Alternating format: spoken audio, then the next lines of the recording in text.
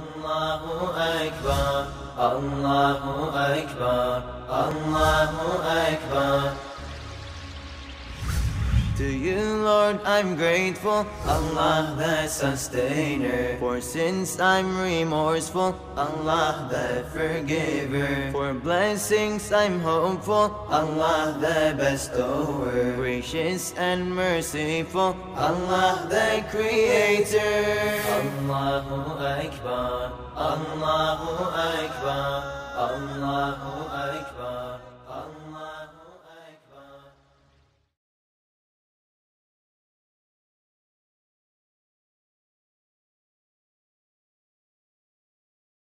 بسم الله الرحمن الرحيم والحمد لله رب العالمين والصلاة والسلام على أشرف الخلق أجمعين محمد وأهل بيته الطيبين الطاهرين اللهم صل على محمد وآل محمد. We are still with the subject of attributes of Almighty Allah subhanahu wa ta'ala. We discussed in the previous session about the attribute of qudra or might and power of Allah. We said He is omnipotent, and we said the main issue about studying attributes of Allah subhanahu wa ta'ala is to understand them in such a way that will not create parts within the essence of Allah subhanahu wa ta'ala, because that is, as we said, is impossible. For a human being, he may have that feeling that he see with the eye and hear with the ear. So there are two organs, two parts, one for vision and one for hearing.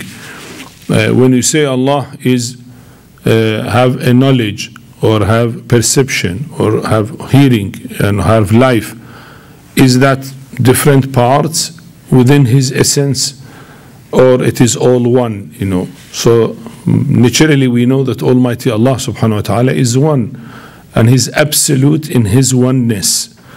There is no parts within Him and there is no hollow things within Him. So how to understand these attributes when there are many attributes but the essence is one? So we discussed about the might of Allah subhanahu wa ta'ala in the previous session, and we continue with another attribute, and that is the hayat or life of Almighty Allah subhanahu wa ta'ala. We are still discussing the positive attributes of Allah, al-sifat al-dhatiyya al-thubutiyya, the attributes of essence of Allah subhanahu wa ta'ala, which are the positive attributes, and these are attributes of His essence. So we come to the third one, is the life. We say that Allah is all living, or is having life. Now, how do we understand that? The understanding, general understanding for life, that the human being has a spirit, and the spirit is the sign of life. So for Allah subhanahu wa ta'ala, naturally there is no His essence and extra spirit there. So what do we mean by life of Allah subhanahu wa ta'ala? When you say He is all living, He is alive. That, as you said, to be understood in such a way that will not create any parts within the essence of Allah subhanahu wa ta'ala. Now, what is definition of life? This is very, very difficult to define what is life. Even in the medical term, when the doctors discuss that a patient is alive or dead, they cannot really give a definite attribute for life. What is life? They feel it, they know it, but they define the life with its attributes, not with itself. What is it? There's a sign of life is that the living being is moving, for example. For a human being, this is a sign of life. Heart is beating. The brain is still working. The blood is moving in the vessels.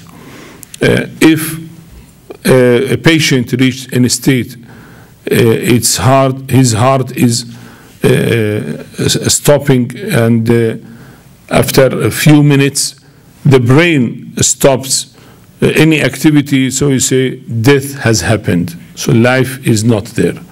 Now, what was there which is now not there? That is the real essence of life. There is no clear definition about it. We define life with its signs. So a sign of life that the heart should continue beating. Now, what is life which makes the heart beating? What is life which make the brain working? And then after, let us say, circulation of blood, other organs of the body are alive. When we come to one single cell, it has no heart, no brain. So how do we know that this single cell is alive or dead? How do we define it? You say, what is the life itself? So you say, okay, it is alive because life is there, or it is dead, there is no life there. Again, here they go to the attributes of life. They say, well, generally they say signs of life are that that being is showing an activities like eating and having excretion. Growth is a sign of life. Reproduction, to have children and produce, or even a cell can multiply. And movement, and with perception. So these are general signs of life. If a being can move, then you say alive. Sometimes it's paralyzed, cannot move, then you see two other signs. Is that possible to have reproduction, possible to eat, possible to feel? There is perception, or to see. And so these are only signs of life, not really, as we say, definition of life. So you see, life is that ability which, if it comes in a human being, will get these signs. So these are the signs of life we understand. Life is common between a human being, animal, and plants. But still, its signs are different, not the same. The life with the plant, there is a growth, but maybe perception is not very clear. Well, some of the plants, there is perception in them, but some, not all of them. That feeling, hearing, seeing, understanding, moving, all that is not there.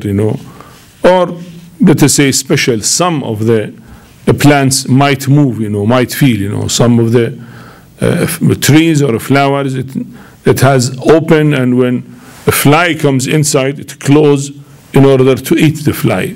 So these are only special types of plants, but generally the trees are not feeling. So you say when it has only growth, but no movement, no perception, no thinking, no understanding.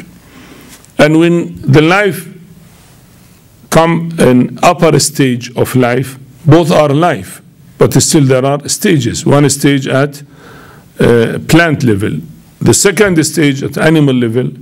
We say the animal have perception, move also, can move, understand, but the only thing, it does not have power of no understanding, no reasoning with him.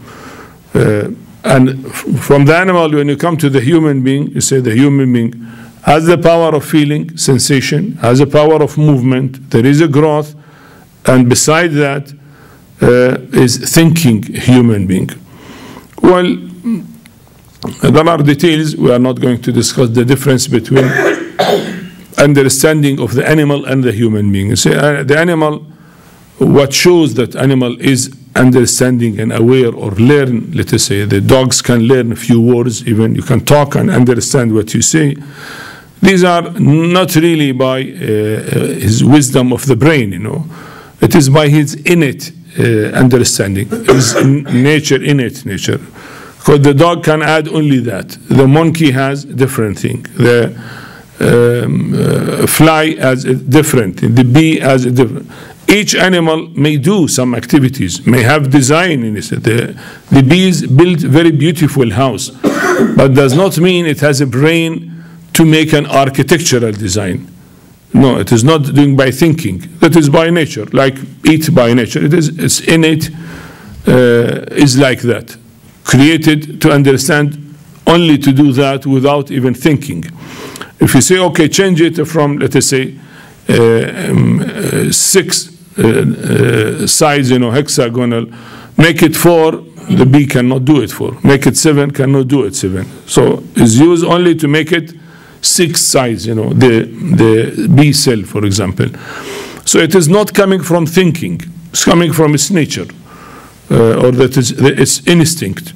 Well, God put that instinct in each animal. So you see, animal is doing certain things, and that is why such. And all other animals, they do the same. When they are born with that nature, not adding, not developing, not learning from experience of others, and adding to it.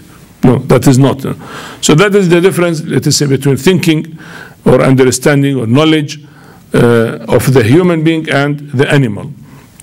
So we say again, life is there with the animal, and then comes life with the human being. So these are levels of life. But if we get all the signs of life in general, without going into those details, we say that, generally speaking, there are 2 main attributes which are signs of life. One is to be active, activity, and second one is understanding or feeling, which part of the feeling is perception, and then you feel, you understand, you have a knowledge. And activity, as we said, is a growth, is eating, is drinking, is having reproduction and moving from place to place and so on. So there is such type of activities. So the 2 main signs for life are, first is awareness, understanding, thinking, perceiving. That is one. The second one is activity. So if these are there, as we said, signs of life are there. Whether it is in human being or animal or plant, but these are the general signs of life. Animal is active because growth is there, while maybe perception is very weak, not shown with the animal, very with the plant, shown better with the animal, much more in way of thinking and understanding and reasoning with the human being. But all are still activities of life. Though there is a wide range of attributes between plant and a human being, but still these are levels of life. That is at a certain lower level, this is at a higher level. Now if you come to a divine level, higher level than life, well, again, it is a sign of knowledge, perception, understanding, activities, but not in the sense of human being, that there is a brain, there are cells, and then it is linked with the cell, whether there is a spirit or there is a reasoning, and that reason is doing that activity.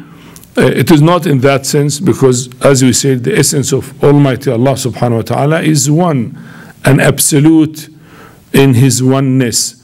So there is no parts there. One part for knowledge, another part for might, the third part for life. That is not there. All the essence of Allah is knowledge. All of Him is might. All of Him is life. So we understand it in this way, that no parts in it within the self of Allah subhanahu wa ta'ala, we cannot imagine any parts, and that is the pure understanding of Tawheed. Now what is the proof that Allah is alive? Well, though it is clear, but sometimes you need to prove it, because some people nowadays, they put this argument. They say, suppose we believe God created this universe, but he is dead. He created and died and finished, so the universe is running by itself. No. First of all, we say that Allah subhanahu wa ta'ala as a cause has to be existing continuously in order the effect to continue. If the cause stops, the effect will perish, will be no effect. For the light to continue, the bulb to give light continuously, the electricity should be continuous. The moment electricity is disconnected, naturally the bulb will be dark, there is no light. So we cannot imagine that at any moment Allah subhanahu wa ta'ala have no life.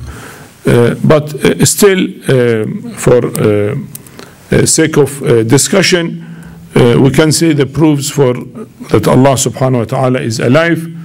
There are two things. First of all, we have proved that Almighty Allah is having the knowledge, all-knowing, and having the might, the power, ability, omnipotent. So any creature has a knowledge and might, naturally is alive, because as we said, this is a sign of life. Life that has a power, might to move, to be active. So these are signs. And when we say that Almighty Allah subhanahu wa ta'ala has the knowledge and has the might, then he is alive. And also we say that Allah subhanahu wa ta'ala has the highest sign of life. As we said, life is there in the plant, higher than that in the animal, higher than that in the human being, but still we are talking in a material level, you know. But life of Allah subhanahu wa ta'ala, it is much higher than that material, because that is immaterial, and when it is immaterial, is much higher level of life. Besides that, our life, let us say, is limited. Life of Allah subhanahu wa ta'ala is unlimited, as his essence is unlimited. So as we said, when we discuss about attributes of Allah subhanahu wa ta'ala, they are all in unlimited level. Not as we say, okay, we hear, we see, but all within limits of the matter or the physical things or the body or limitations of our material life. But for Allah subhanahu wa ta'ala, it is unlimited, as his essence is unlimited. So the life has to be there, because the signs of life are there, and Allah is having all the beauties, because he created the beauties, so he must have all the beauties. And one of the beauties is something to be alive, you know. Something, if you compare between two, one is alive, one is dead, naturally the one is alive has one additional attribute which is better than the one who is dead, you know. So if that is an attribute of beauty, then Allah subhanahu wa ta'ala has all the beauties, and with all those beauties, Allah subhanahu wa ta'ala, he created the world and gave that beauty to his creatures who are alive, let us say, like a human being, animal, or a plant. So that is in short about it. Now we come to the proof of life for Allah subhanahu wa ta'ala from the Holy Quran. We said the Holy Quran discuss that clearly. We say وَتَوَكَّلْ عَلَى الْحَيِّ الَّذِي لَا يَمُوتُ وَسَبِّحْ بِحَمْدِهِ. You have to depend on the living who will not die, and glorify him by praising him in Surah Al-Furqan, ayah 58. So Allah is the living who will not die.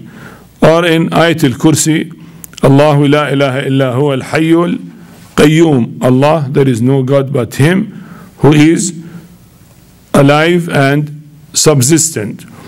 In Surah Al-Baqarah, ayah 255. So here, again, the Holy Quran discusses that Allah subhanahu wa ta'ala is alive and related that attribute to Allah subhanahu wa ta'ala.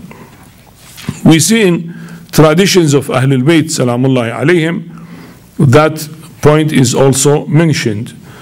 For example, in a hadith from Imam al-Baqir alayhi salam, إن الله تبارك وتعالى كان ولا شيء غيره نورا لا ظلام فيه وصادقا لا كذب فيه وعالما لا جهل فيه وحيا لا موت فيه وكذلك هو اليوم وكذلك لا يزال أبدا.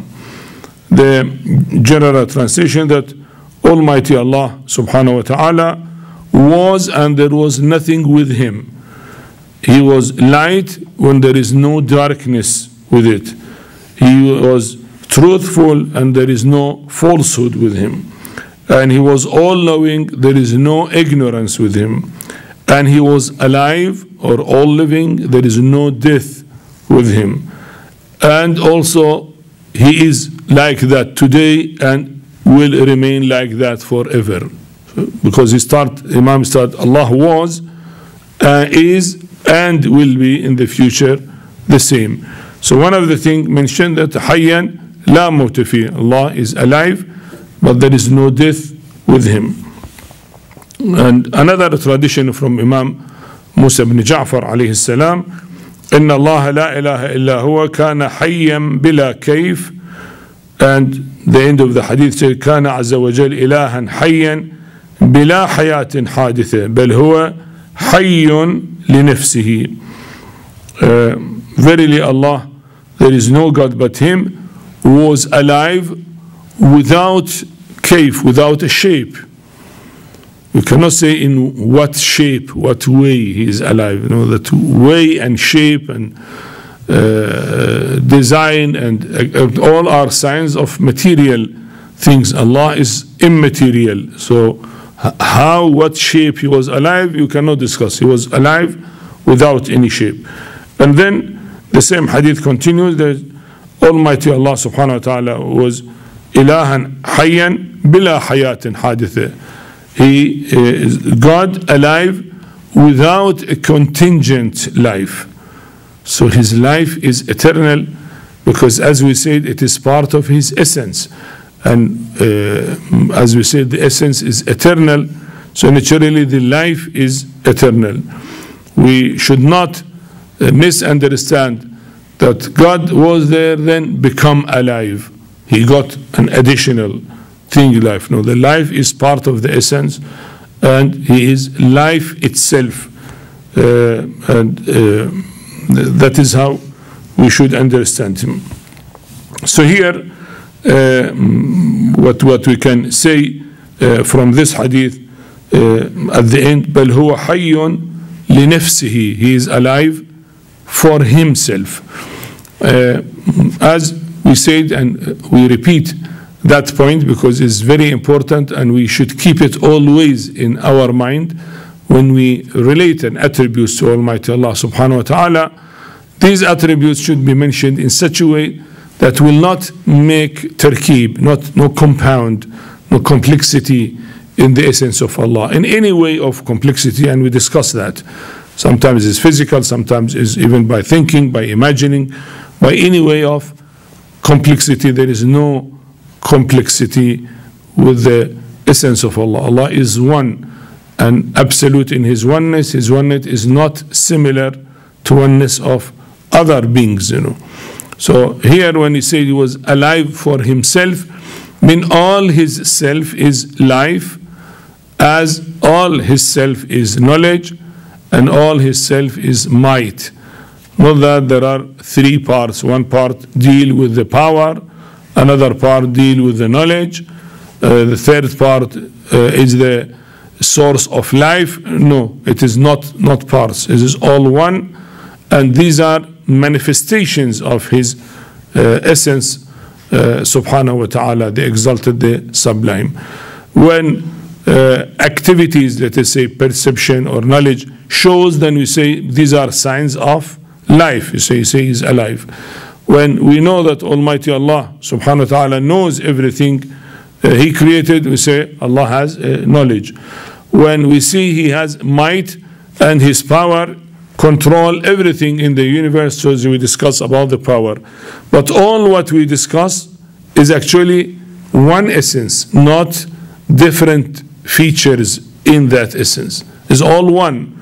That is why in some of the hadith they say, Allah, all of Him is knowledge, all of Him is might, and all of Him is life. Not part is for that, part for all is one.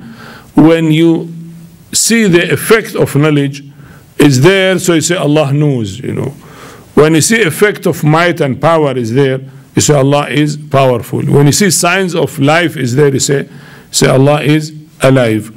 So that is how we should understand this attribute of Allah subhanahu wa ta'ala.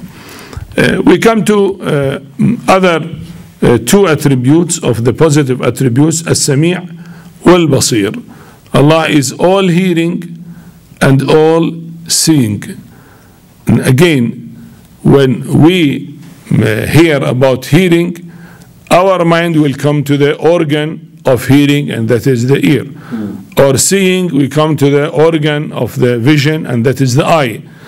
But Allah subhanahu wa ta'ala, in what sense we say He is all hearing, all seeing? Naturally, as we discussed, Allah subhanahu wa ta'ala has no parts. So no organ for eye, no organ for ear.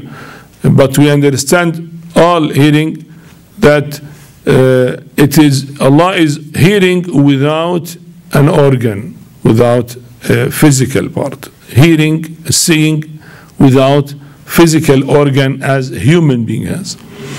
Some say meaning of all hearing and all seeing is His knowledge. He knows what He should hear, and He know what He should see. What we see, for example, He know. So the meaning of all hearing and all seeing is His knowledge. That is, certain scholars, they explain it in that way. Okay, that might be accepted, but still, there are two attributes. When we say all of them are knowledge, then there will not be two, So to know what should be heard and to know what should be seen is knowledge, but then it is two attributes, not one. Well, again, there are some more details about it. They say actually His knowledge have different levels. One is the total knowledge of things, like the concepts of the things and existence of the things and the details, and sometimes knowledge in the details of the existing beings. And these details, when it comes to details of the what human being call it as vision, Allah knows about that, then it become all seeing. When it comes to know what these waves in the air which make the sound are there, so that knowledge becomes all hearing, because when we hear, we hear the waves in the air, and that waves come to the nerve, and the nerve will go to the brain, and the brain will analyze it and say this is the meaning of these waves. So still the meaning of the waves, the wave carry meaning, but we cannot understand its meaning unless it goes through our ear and go to the brain. But Allah knows that even without an organ. So these are particular knowledge about these things, and we say Allah is all hearing. Well, this attribute is mentioned in the Holy Quran for Allah subhanahu wa ta'ala. Wallahu sami'un basir, or sami'un alim. It comes in different, like Wallahu yasma'u tahawurakuma inna Allah sami'un basir. Surah Al-Mujadila, ayah 1. Allah is hearing your conversation, your discussion, and He is all hearing, all seeing. And sometimes use Sami'un Alim. He is all hearing and all knowing, In أن تبروا وتتقوا وتصلحوا بين الناس والله سميع عليم in Surah Al-Baqarah, ayah 224. So to do good and to be pious and to have a to reform the relations between the people. All that is praised, and it says, and Allah is all hearing and all knowing, So it shows that knowledge and hearing and seeing is one type, but maybe in details there are more details, as he has knowledge of the things in general, as we said, and we discussed how the knowledge happens when the things are present in our mind. I mean, our knowledge, the physical knowledge, when things which are on the outside become present through their picture in our mind, so we know them. But the knowledge of Allah subhanahu wa ta'ala is not that type of acquired knowledge, is direct presence of the things in view of Allah, because Allah is encompassing everything, and all His creatures are under His control. So everything is known to Almighty Allah subhanahu wa ta'ala in that sense by their presence. So what should be seen is also present with Allah. So it is knowledge, but that type of knowledge is what to be seen. What to be heard, let us say the waves of the air, are also present with Allah subhanahu wa ta'ala. So Allah hear that in the sense that has knowledge about that and understand that. Not that there is organ to hear it like a human being, he needs organ for that, but Allah subhanahu wa ta'ala knows that. Still there are waves that a human being cannot hear, as you know, below 20 decibel or above 20,000 decibel, a human being cannot hear. Some of the animals can hear, but a human being cannot hear below and above, below 20 and above 25,000. So there are a lot of other sounds which a human being cannot hear. So there are waves, has a meaning, but our organ is weak to hear it. Also in vision, there are distances we can see maybe for a short distance, not for a long distance.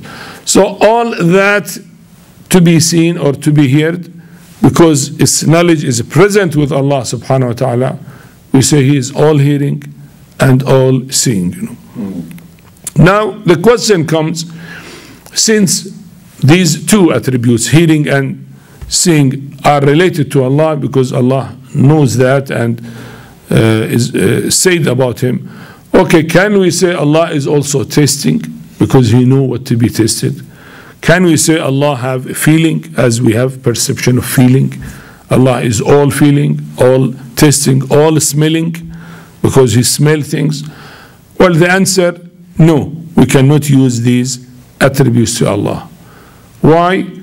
Though these attributes are right, Allah knows the smell of what to be smelled and knows the feeling what to be felt, and have that ability.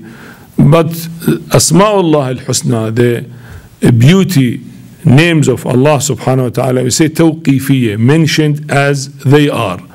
They are 99. The attributes of Allah are unlimited, but 99 were mentioned, and these are the Asma'ullah al-Husna, the names of the beauty of Almighty Allah subhanahu wa ta'ala. Only 99. Among them was mentioned Sami'un Basir, and the Holy Quran also mentioned, but it was not mentioned in the Holy Quran that Allah is smelling or is tasting by tongue or feeling by skin, and that is not mentioned, though generally it is true. Allah of course know the paper I put, is it rough or thin, the cloth is rough or thin. He has that knowledge, but that is not mentioned. Whether the food is sweet or sour, Almighty Allah knows about it, yes, but we do not say that Allah is tasting, for example. The odor of the perfume, whether good or bad odor, whatever, Allah knows that, but we do not say Allah is smelling. These are not mentioned for Allah subhanahu wa ta'ala. That is why we are not allowed to mention it as names of Allah subhanahu wa ta'ala. But as knowledge, yes, we say Allah knows everything, so He knows that and more than that. Whether what we smell or what we cannot smell, because again, our smelling, our feeling, our tasting, all are limited. there may be many other tests that we cannot test. We test either sweet or sour or bitter, and these are what we feel. Maybe there are other types of tests that we cannot test them. Only that what we know. So Almighty Allah, as we said, His knowledge is unlimited, but still for His names, beauty names, it's a name of Allah, we cannot add from ourselves. 99 name of beauty of Allah is mentioned, and we have to mention only those names. Well, in the Holy Quran, about 128 names were mentioned for Allah subhanahu wa ta'ala, but it still said Asma'ullah al-Husna are 99. The rest are names for Allah, but not these names of the beauty. And in Dua al-Jawshan al-Kabir, there are 100 name and attribute for Allah subhanahu wa ta'ala. Sorry, not 100, 1,000. 110, 10 names are mentioned. So there are 1,000 name for Allah is mentioned, but we do not say those are all names of the beauty of Allah. Asma'ullah al-Husna are 99, and that is all, but the rest are names of Allah subhanahu wa ta'ala, and can be said. So in short, to understand the life, the knowledge, the hearing, the seeing, all is that we should know it will not make parts for Allah. Allah is one, simple and absolute in His oneness and simplicity, and encompassing everything, as we said, and all His essence is knowledge, all Him is life, and He see with what He hear with what He see, and He knows with what He hear.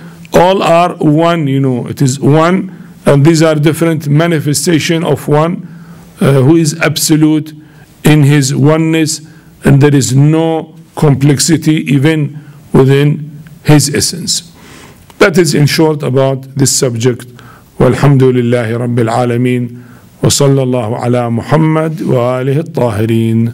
اللهم صل على محمد وآل محمد.